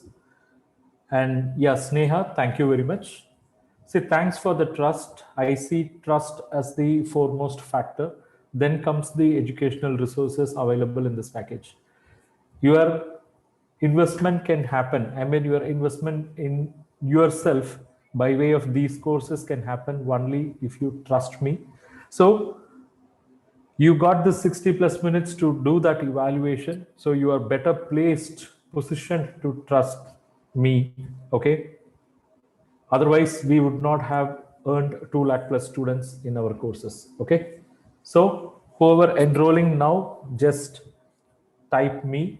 And as I said, I'll be keeping this entire process transparent. I will show who is enrolling now. I'll be calling out their names. I'll be giving my live assurance and acknowledgement. Let's see who has enrolled. Okay. I just received an enrollment notification. Let's see who has done that. I think that's by Amit Podar. Amit was attending this in YouTube. Let me just open my email.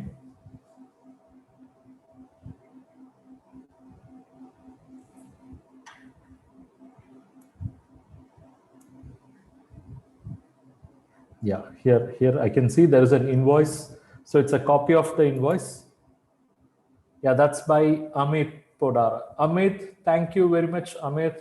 This is an acknowledgement message that I have received your fee payment. Thank you foremost for the trust. Without trust, nothing can happen here. Thank you for believing me. Thank you for investing your hard-earned money. I deeply value that. I deeply respect that. And thanks for taking that action. Thank you for being an action taker. Action takers always get results. Thanks a lot, and a warm welcome to our students community, banking students community. Now I'm going to place a request. The request is, you have to spend at least 30 to 45 minutes every day on these courses. The request is 30 to 45 minutes. Please allocate 30 to 45 minutes every day. Let's say your early morning hours or late evenings, okay, late nights, something like this, 10 to 10:45, or 10 to 11 if you can. If you do so consistently for a period of 11 days, it will become your habit. And by doing that, by continuing that for a period of 3 to 4 months, you will be able to complete this entire courses. And take it from me, you will achieve mastery in financial analysis. And do you know what are the outcomes? You will see transformation, you will see better version of yourself, and you will be able to present yourself confidently in banking, credit, and financial analysis. That's the assurance from my side. This is one of your finest investment, and a warm welcome to our students community. I hope you are attending this in YouTube, and I believe you got all my acknowledgement messages. If yes, just type happy. Just type happy. I want students to be happy. I want executives enrolling in this to be happy. And our objective is your progress. Okay. Our objective is your progress. Thank you very much. Let me see who else have completed the registration process. Yes, we have our next participant. Yeah, I'm sorry. I think I missed out. Yeah. Okay. What about Sneha? Sneha, could you complete the registration? Let me just check.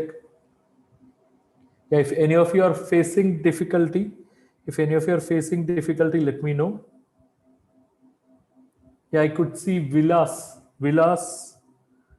Gunjal initiated the registration. Atreya Sharma, yeah, have you initiated the registration? And if any of you are facing difficulty with the link I have shared, let me know. I will give my Google Pay option. If any of you are facing difficulty in enrolling through the link I have shared, then I can give you my Google Pay. Let me know. Whoever interested in enrolling through Google Pay, please type GPay. Okay, please type GPay.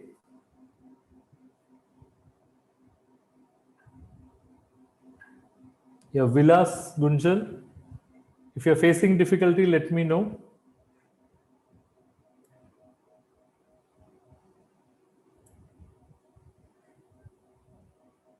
And Sneha, could you initiate the registration? What is the status? And whoever enrolling now will be getting a WhatsApp message once I complete this session. And that will have instructions as to how you can access the course, how you can install our app, and how you can join our Telegram students community. It's a community called Financial Analysis Community. Okay. Let's see who could complete.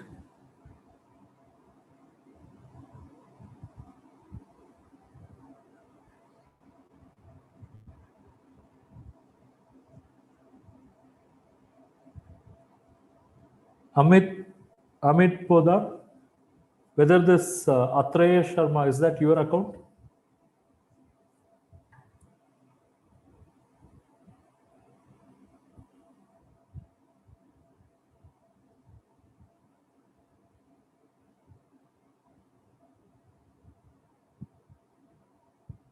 Vilas, are you still facing difficulty? See, I'm giving my Google Pay number. Whoever facing difficulty in registering through the link I have shared, you can make payment through this Google Pay, Phone Pay, or Paytm. Immediately after your payment, you just have to share your email ID, and I will be giving access to you live on screen.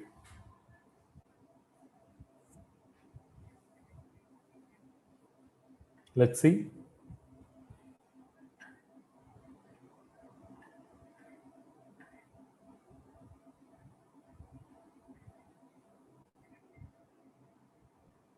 Vilas, for me, it is showing as initiated payment. Initiated payment. If payment is complete on your side, or if you're facing any difficulty, let me know. We can have alternate arrangement. And with regard to the certificate, whoever interested in getting certificate for this webinar, I will share a link now. Just stay on.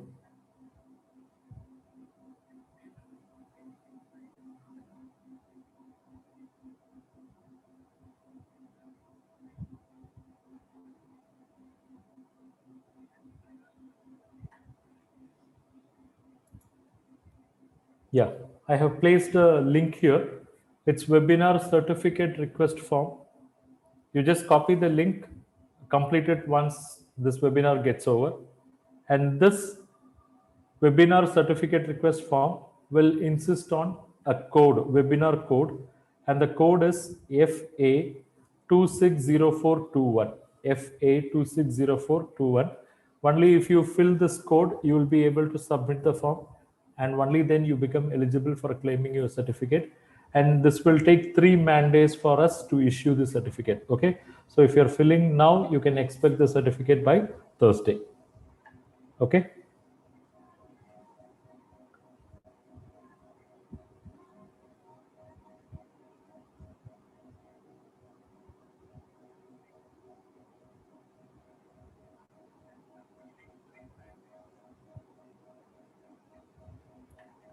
Yes, Sneha.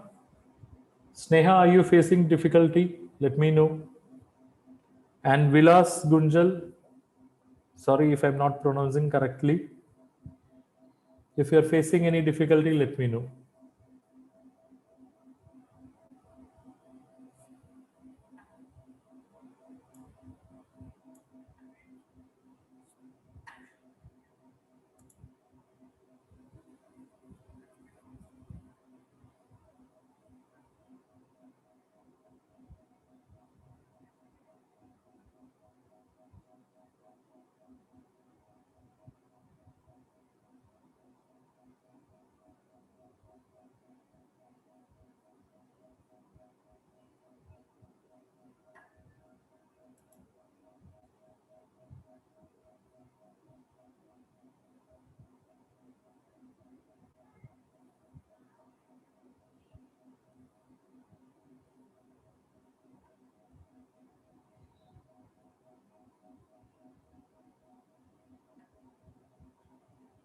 As I said, this link will be valid for 20 minutes time. So I'll just wait for another 10 more minutes.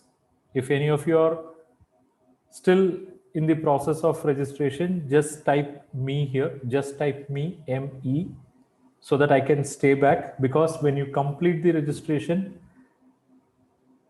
I'm very particular that I should give you that live acknowledgement, because that will go deeper in my head, and I can also handhold as to how you can access the course.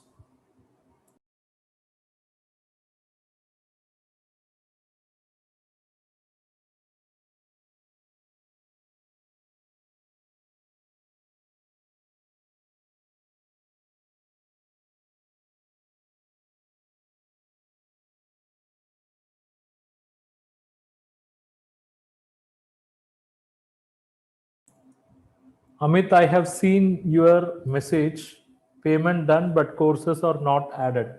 Amit, can you just confirm your email ID? This is your email ID, right? amitpodar72 at gmail.com, correct?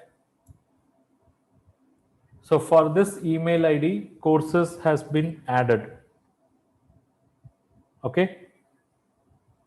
I'm giving you my WhatsApp number. I'm giving you my WhatsApp number. Just ping me and I will send you instructions as to how you can check it. Okay.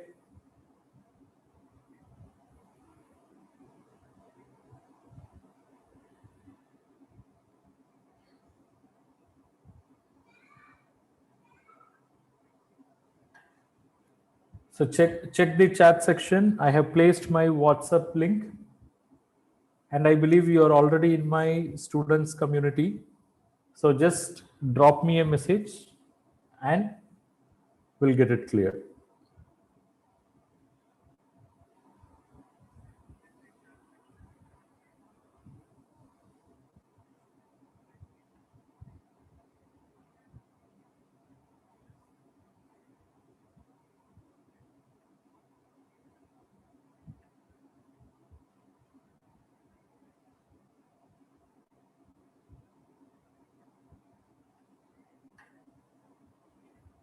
I could see Aditya initiated registration.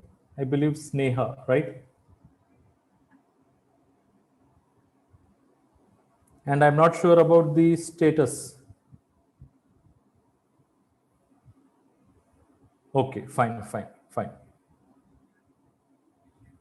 Okay, whether the amount was debited.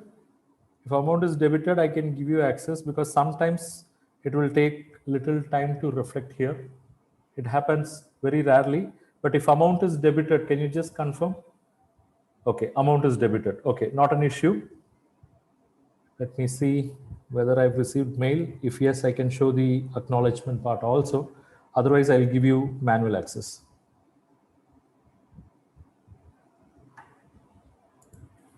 Yeah, sorry, my camera was off.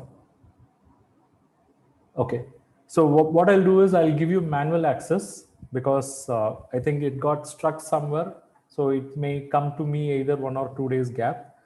So I trust the process. I'm going to give you access. Can you just type your email ID? So live on screen, I will give access.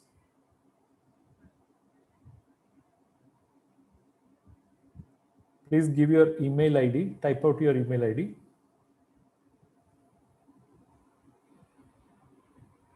And Amit, you just drop me a message in WhatsApp, okay?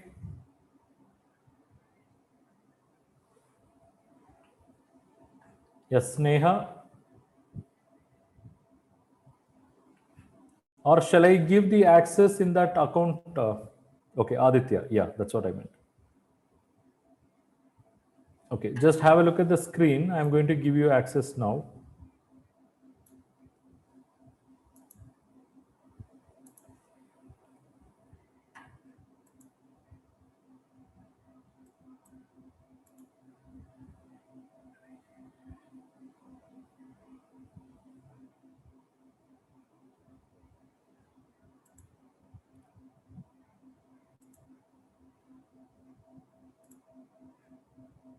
Okay, so I'm going to give you access.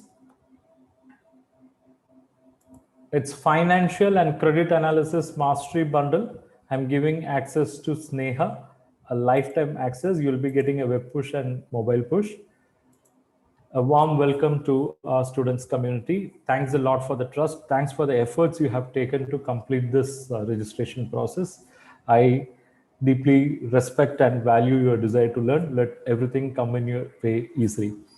My request is, please spend that 30 to 45 minutes every day. If you do that consistently for 11 days, it will become your habit. Over a period of 3 to 4 months, you should be able to complete this package and take it from me. You will achieve mastery. You will achieve mastery. And to get the best out of this course, best out of this package, what do? Please teach to others. Okay, please teach others whatever you have learned. Find some time, teach your friends, teach your colleagues, and in that way, your 95% of learning will be reinforced. Okay, so thank you very much, and thanks a lot. And I just want to know what happened to Vilas, right? If any of you are still in the process of registration, let me know.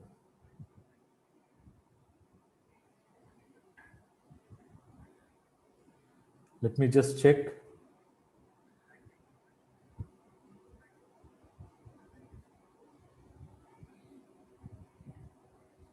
Okay, let us not take much of time. It's already 11:12 p.m. If you permit me, I'll just play one small part of this video. Okay. I mean, it's basically how you can increase your salary income, business income. This is something I've read in a book. I converted that as a video based on mind map. It will run for next 7 minutes, but it will be a time wisely spent. Okay. Shall I? And in the meantime, Amit, can you just connect with me through WhatsApp 7736022001? Shall I please type go ahead?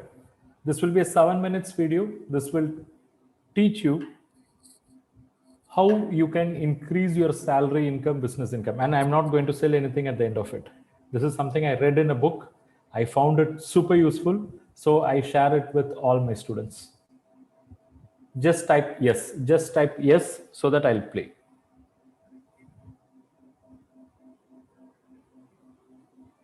I'm just waiting for your feedback. It's basically how to increase your salary income or business income. If you are interested in listening to that, please type yes.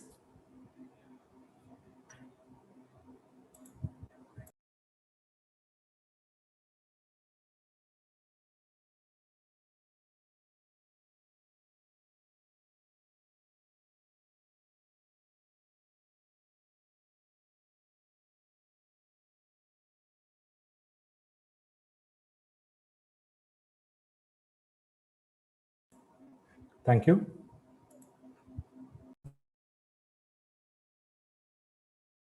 It's midnight 1 a.m. When I read this, I thought immediately I should convert this as a lecture for our YouTube subscribers. How to increase your salary or business income. Salary increment. This will be the wish of every employee. But many of them think that this salary increment is decided either by the economic environment or it is decided by superiors. But the fact is, it is decided by what we do or what we don't do. Our position, that is, in what stage we are, how we are, was actually chosen by us. If you are not satisfied with your current salary, if you are not satisfied with your current income in your business, then you have to ask your boss. You have to ask your boss. For that, you should stand in front of a mirror and negotiate with your boss. The person you see in mirror is your boss. This person only decides your salary. It means you only decide your salary. You only decide your business income. If your present income is not increasing beyond a certain level, it means you touched your highest level of income for the present skill and present knowledge you have. That means you have reached your maximum. So if you want to earn more, then you got to acquire new skills, you got to acquire new knowledge so that others will be willing to pay you more. And one good thing is you can become what you wish. But that requires some efforts. Efforts are basically you have to read more, you have to upskill yourself, you have to engage in continuous practice, continuous learning, and you have to continuously focus on progress. In this book, author talks about a research conducted by a professor of Chicago University. In that, what they have found is 80% of people register only 3% annual increase in income, whereas 20% of people recorded 11% annual increase in income. So whoever coming under this 80%, they had only 3% annual increase in income and they never progressed. They always worried about money. They had shortage of money at the time of their retirement and they never learned anything new since their first job. They never read anything new. They never learned any new skill. They didn't bother to upskill themselves. They were doing same or routine job again and again. And people around them also never read anything new. They had no improvement. And because of this, they believed that others are also living in the same way. They believe the lifestyle of others is also similar like this. So that's about 80% people. Whereas remaining 20% people, they had 11% annual increase in income. How? All of them were lifelong learners. They read something about business. They always read something about self-development. They participated in seminars, workshops to improve their skills. They networked with like-minded people. They discussed which makes them better.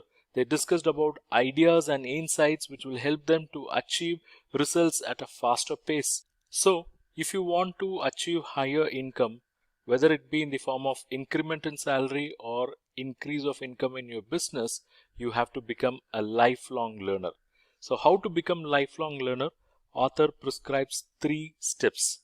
To become lifelong learner, he is suggesting 3 steps and these steps will bring total change in the way you attract higher income at a pace greater than you think. What are those 3 steps? Let's see one by one. Step number 1, you have to read. You have to read daily, at least 1 hour every day, something related to your field. You have to spend at least 1 hour every day in reading matters related to your field. It can be related to your job, it can be related to your business, and when you do this, please keep away newspapers, magazines, TVs, computers. Put your entire focus on reading. Anything that helps in improving your job, improving your business, keep this, make it as a daily routine. If you do this at least 1 hour per day, you will be able to read 1 book at least per week. It means in a year you will be able to complete 50 books. If you want to get PhD in a top university, you have to read and research 30 to 50 books. But by reading 1 hour per day, what you're going to get is new ideas. And by planning how to implement those ideas in your job, in your business, you will get results, and that is something equivalent. That is, your reading becomes equivalent to a PhD. So that's step 1. What is step 2? You have to listen. You have to listen to audiobooks. You have to listen to audio lectures. Nowadays, we can also include online courses. You have to listen to them at least when you travel. That is, when you don't drive, when you are traveling, make use of your smartphone and listen to them. On an average, 500 to 1000 hours of businessmen or working executives are spent on travel. That's equal to 12 to 24 working weeks, or that can be equated with 1 semester in a university. So make best use of this time to listen to audiobooks, lectures, online courses related to your job, related to your business. Step number 3, go back to learning. Whenever you get training, whether it is your internal training or external training, attend and learn. And if required, you should even pay and learn more. If you have decided what level you should achieve, then you have to find out what and all you should learn so that you can achieve that targeted level. And you should master time management. You should master negotiation skills, discussion and conversations. You should achieve expertise in goal setting, finding solutions for problems, strategic planning, and you got to acquire new skills that could lead to faster growth. So these 3 steps are very critical if you want to become a lifelong learner, and only those who become lifelong learner will be able to increase their salary or business income. I've read this in a book called Personal Success. Yeah, this is what I wanted to share, and this is something super powerful, and this will change our future itself. Okay, if we can focus on 3 steps prescribed here. So with this, I wish to wind up this session. Tomorrow again we are going to have a webinar on the same topic. If you find this session useful, please recommend it to your friends. Ask them to visit our portal, get into webinar section and register. Thank you and good night all of you. And at this moment, I wish to thank Sonam Singh, B.S. Chavi, Mayank Kumar, Ravichandra Ravi for staying till this point of time. Thank you. Good night.